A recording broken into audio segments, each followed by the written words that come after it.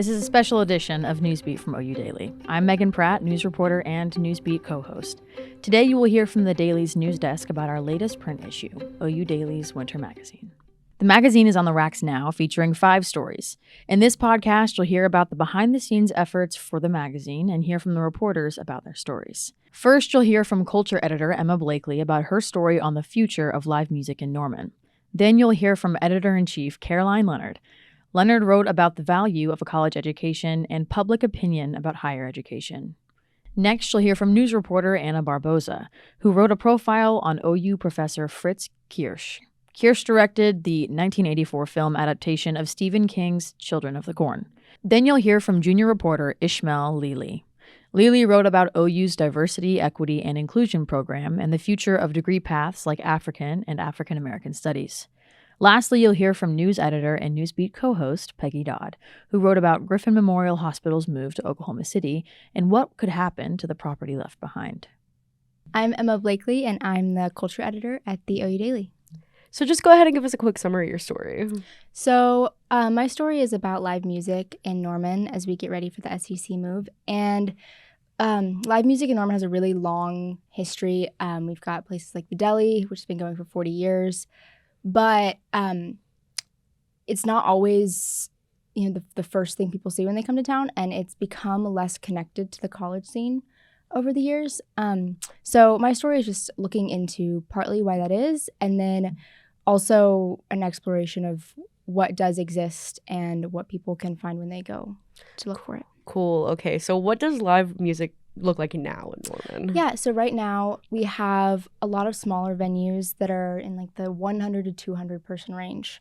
A lot of them are bars. So like the Deli, Bluebonnet, the Opolis is a little bit bigger, and it also it can be all ages. And then we have a lot of the live music, like we have a lot of bands that maybe started in Norman and ended up going to OKC. One example is Be in the Hive. They used to perform in Norman a lot. The lead singer, she used to go to OU, and then they ended up moving to OKC to pursue more music. And even just having a couple hundred more people in the venue than we're able to do here is really helpful for those new bands. So right now we have a lot of smaller venues that are really active and bring in a lot of people, but the community that knows about the live music it's a very strong community, but it's not necessarily one that is like a mainstream OU attended.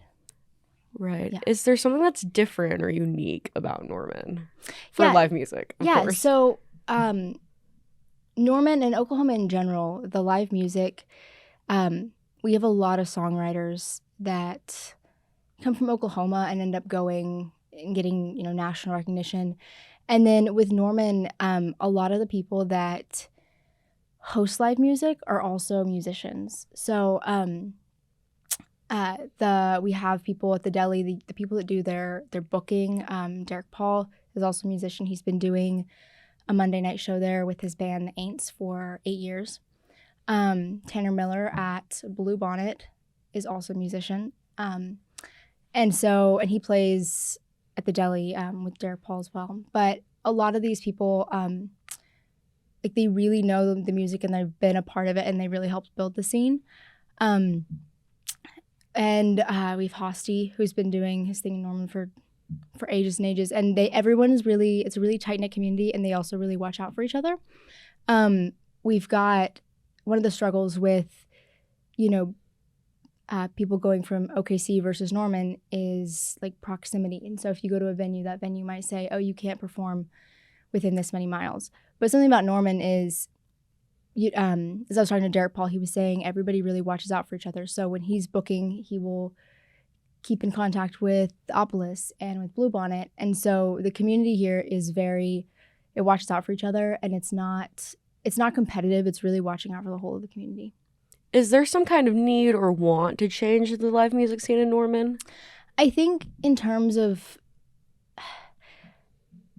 change, I think it's more of allowance and support of the community that already exists, because we have the artists, we have the people putting in the work, but without places that can hold 400 or 500 people or really bring a crowd, then it's hard to keep getting that like collective, like that's the place to be.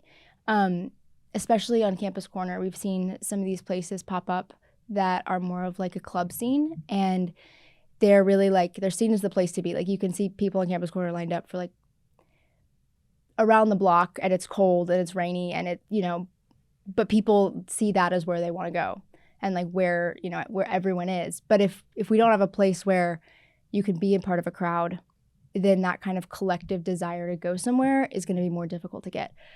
An example, Norman Music Festival, it always has a crowd. Everyone's there, rain or shine. And I think part of that is the visibility, because we see the people, we see the crowd, we see the lines.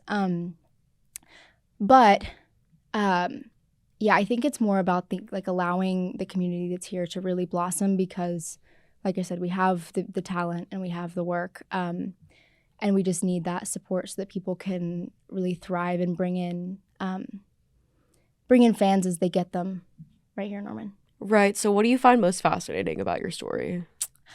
I think it was really interesting for me to think about how social media has influenced how we view music. Again, as I was talking with Derek Paul at the deli, we were talking about how, before TikTok, you would write an album, record it, maybe release a single or two, and then you release the album and people would go listen to the full album. And now a lot of people just will release singles, and they might not necessarily have an album attached, or they'll release an EP. And there's a lot of artists out there that are famous but don't even have a full album out. And that, people who will see on TikTok like a 5-second clip of a song, and that song goes viral before the song's even completely out, which is a very new phenomenon. And so with that, what's popular can change very quickly. And for people to be, if you're a band or just solo singer-songwriter, you're not able to be keeping up with that if you are doing your work and really digging into the songwriting and music that's your style and represents who you are. So it's interesting to see, because if you can go in somewhere and hear something that came out 24 hours ago, and then, something else comes out and it's part of what's popular another 24 hours later, it creates a very different expectation than what we might have had 10 years ago or 20 years ago, where you're going to an artist to see what their work is and see what their discography is. Right. Okay, that's really interesting. Thanks for talking about your story. Hi, I'm Karoline Leonard, and I'm the editor-in-chief of OU Daily. So go ahead and give us a rundown of your story. Yeah, so this topic actually is one that OU President Joseph Harris Jr. has been talking about a lot recently, and that's the value of college education, and more specifically, like the state of higher education across the nation. A lot of news organizations and research organizations have dived into this a lot recently, especially as conversations surrounding student loan forgiveness has been going on. So they've been going into how higher education's cost is rising, but overall enrollment nationwide is actually going downward. And that's since the pandemic, but even a little bit beforehand, it was going down. And so really just kind of diving into how OU is reacting to that, and really diving into what OU is going to do to keep their degree valuable. So has the opinion regarding higher education changed in recent years? Yeah, so higher education has really been under the microscope as of late, especially, as I mentioned, with the student loan forgiveness and kind of the back and forth that's been going along there. A lot of Americans, especially young Americans, have been thinking, do I even want to go to college? Or if they're sitting in a classroom, is this even worth it at the end of the day? So kind of with that, tuition and fees have been rising at pretty quick rates. And between 2019 and 2021, enrollment declined by 5% in Oklahoma and 3% nationwide. So people are really just questioning whether or not pursuing higher education is worth it. So Harris has been speaking a lot about this, and even at the most recent Regents meeting in September, he brought this up and went on a spiel about this, really, and all the Regents were kind of really interested and wanted to know more. And so Harris is preparing, next week in November to talk about this at the next Regents meeting, to bring data and talk about what OU is going to do. So this is kind of a primer for that, learning about what Harris is thinking as well as what experts are saying. Right. So let's talk about that financial aspect a little bit more. since that has a larger focus in your story as well, how has that impacted people's view of college education? Yeah, and so especially given the state of the pandemic, classes were online, but people were still paying those large tuitions. So as of right now, in 2023 and 2024, this academic year's tuition for in-state students is $5,070. And for out-of-state students, it's about $22,000. But you have to add in fees, which total up to about $9,000, according to OU's Office of Admissions and Recruitment. And books and supplies are estimated to cost roughly $800. And on-campus housing and food costs about $14,000. And really, it's higher than that. And if you live off campus, rent can cost anywhere from $500 a month to $1,200 a month, depending on how many roommates you live with, what type of apartments you're living in, if it's a house or it's an apartment itself.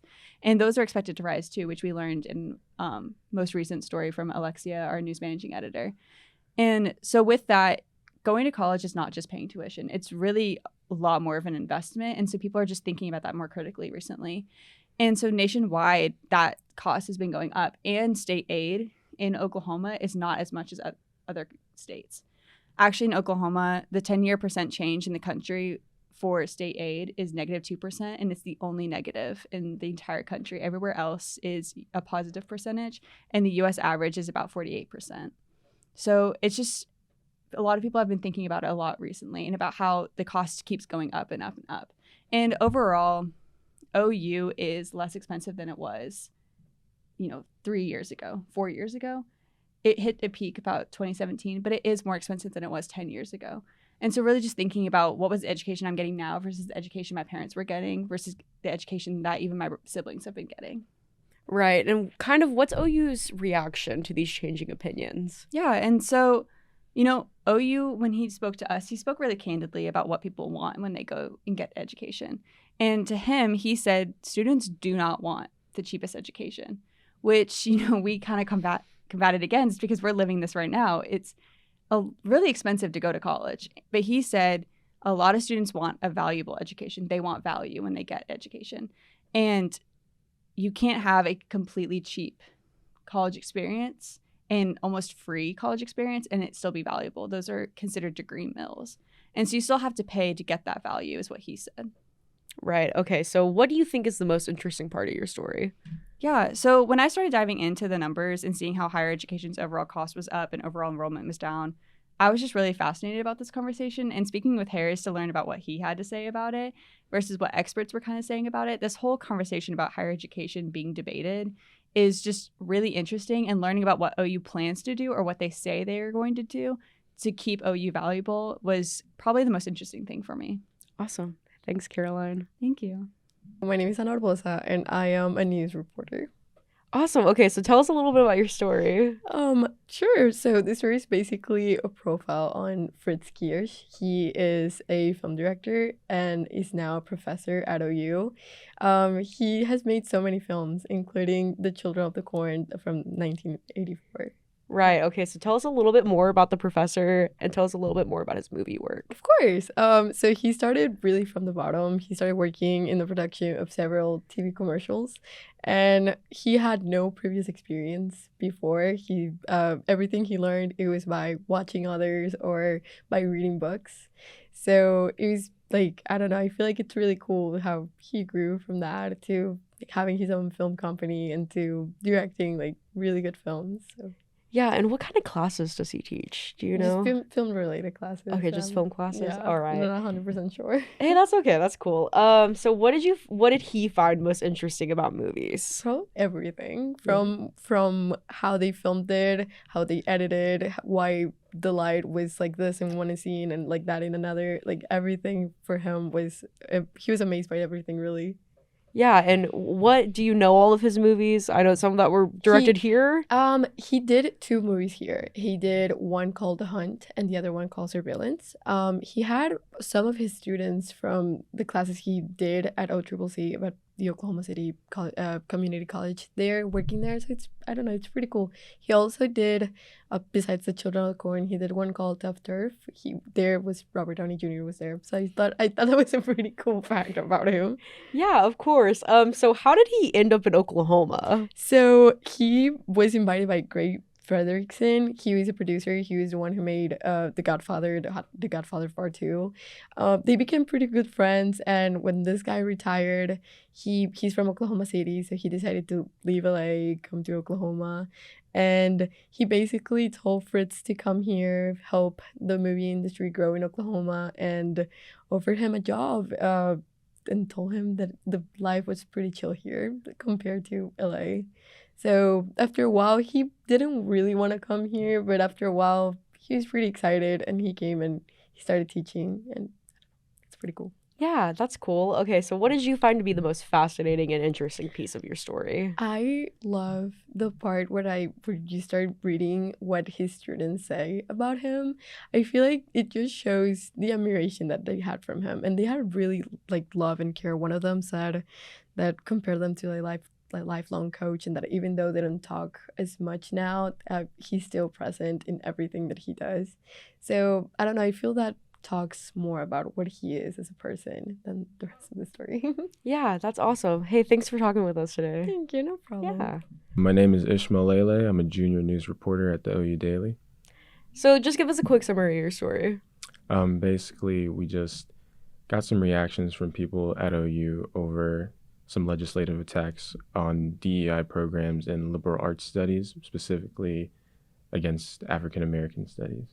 Right. Okay, so how has DEI efforts historically looked like on campus? So in 2020, the University of Oklahoma started a program called Lead On, which is basically a strategic roadmap on how they can improve the university and improve campus engagement. Within this roadmap was diversity efforts to try to help it be a more inclusive campus.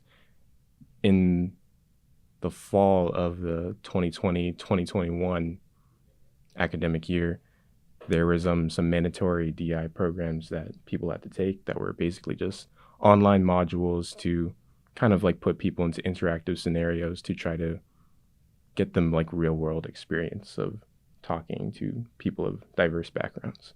Right. Okay, so what viewpoint does the African American Studies Department have about ongoing political challenges? So from what I got from an AFAN professor and the office manager was that they're not necessarily afraid of how the legislation will affect their department, but at the same time, they're kind of sad, or I guess kind of jaded by the reason why these attacks are going on, but they're not necessarily scared for their future or their job security, but they've kind of worked their way around and trying to teach what they want to teach. Right. Mm-hmm. Okay, so tell me a little bit about the different viewpoints you wrote about, like Dr. Henderson's on DEI. So Dr. Henderson was really interesting. He had a really interesting perspective. From what I got from him, was that he thinks that DEI programs as they exist now are kind of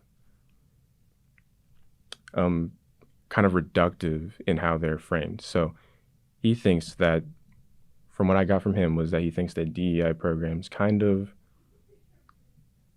are kind of like exclusive in their approach. Like they may focus on in creating diversity for a specific group of people, like African American students, and because of that, he feels that we may have alienated other students, specifically white students, which has caused a greater divide within our campus. So he said to me that, of course, he doesn't want all DEI programs to go away, but he thinks that the way it's been framed, that it's kind of reductive, you know.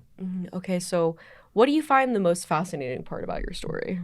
I think the different perspectives that I got from everybody, because I talked to a professor, I talked to Henderson, of course, and I talked to a student who was the outreach chair for the African Student Association, and they all had different opinions of DEI in general. Some of them thought that it shouldn't be mandatory. Some of them thought that it should.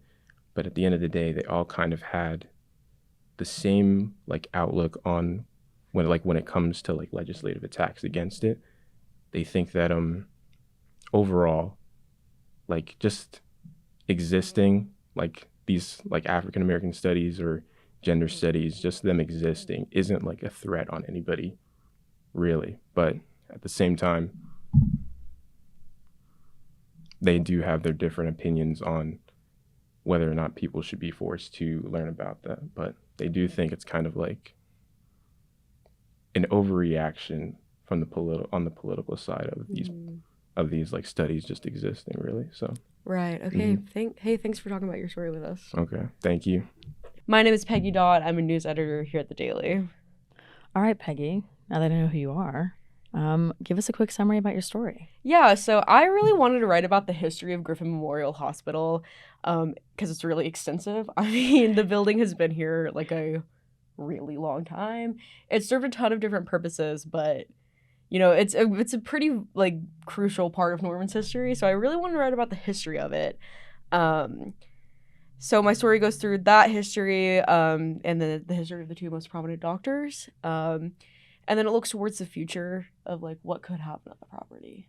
Okay, that sounds interesting. Okay, tell us a little bit about Griffin Memorial's history. Who was Dr. Donahue and Dr. Griffin? Yeah, so Dr. David Wilson Griffin is obviously the namesake for Griffin Memorial. He really wanted to revise mental health care, and he worked there when it was called Central State Hospital, which was what it was before it was named after him. A while back, yeah.